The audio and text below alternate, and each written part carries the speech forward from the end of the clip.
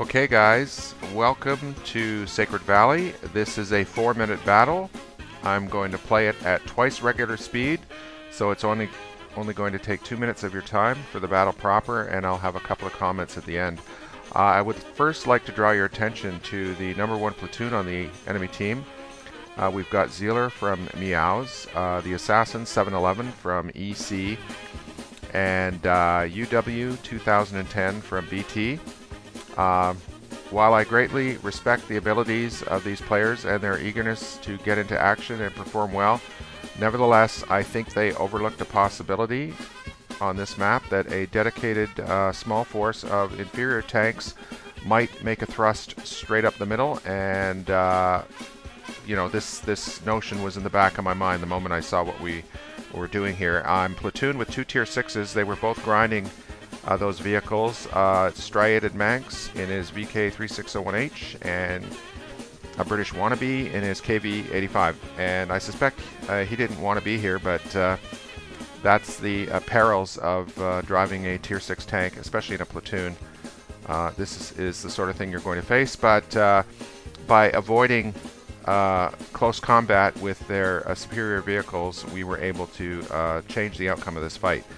Now, I'm going to hit the spacebar here and advance the battle at regular speed, and you'll first notice, or at 2 times regular speed, you'll first notice that we're positioning my homeboys there in the middle of the map so that they can be ready to respond to anything.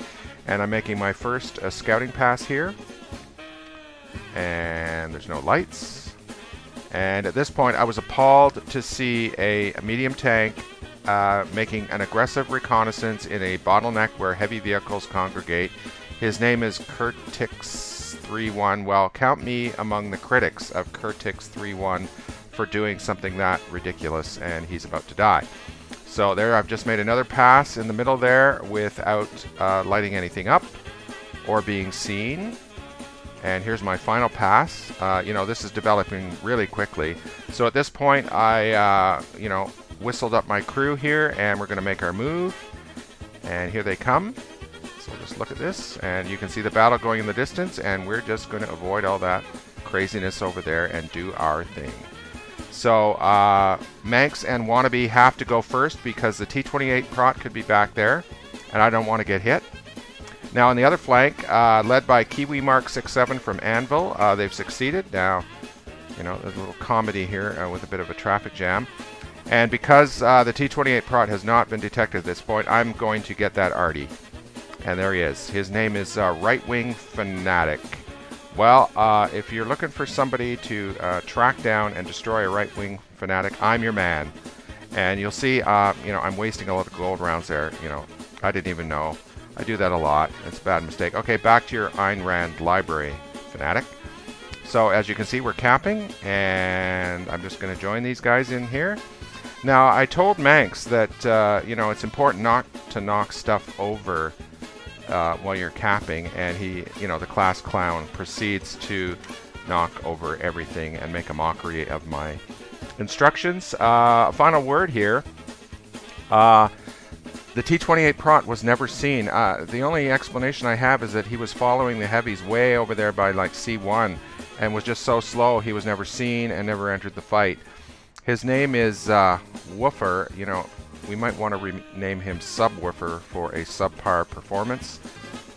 So for my final remarks here, I think all observers of this battle are going to have to agree that that head-on confrontation between the 2 heavy forces in that area of the map, as you witnessed earlier, it's becoming a little stale, a little predictable, and somebody who is aware of that can take advantage of that. And another thing there is the timing of our thrust through the middle was absolutely perfect. They never saw us, and even though Manx and Wannabe were in heavy tanks, that appeared to be no handicap because we did it at exactly the right moment, and even though they weren't mediums, they managed to get in the cap circle before the enemy could do anything about it.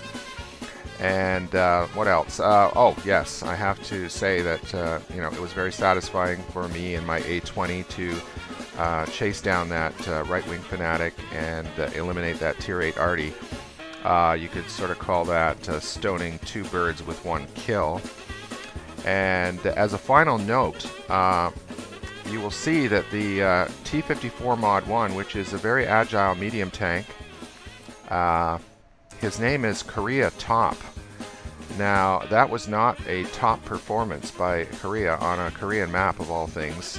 And, you know, the difference between the men and the boys in World of Tanks is situational awareness. And I'm absolutely certain that if that vehicle had been in the hands of somebody who has a little alarm bell, you know, that's part of their mental equipment for World of Tanks, they're constantly worried that something bad might happen, and they will react instantly. You know, I've seen the top players in the game identify an issue and they immediately deal with it, and that is an attribute of the finest players in this game.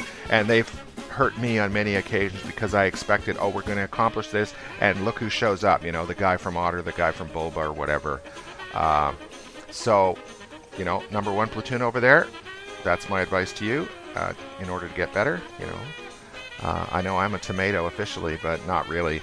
Anyways, I hope you guys enjoyed the video, and you know, I'd like to do another comedy video, but I need material, so send me those replays.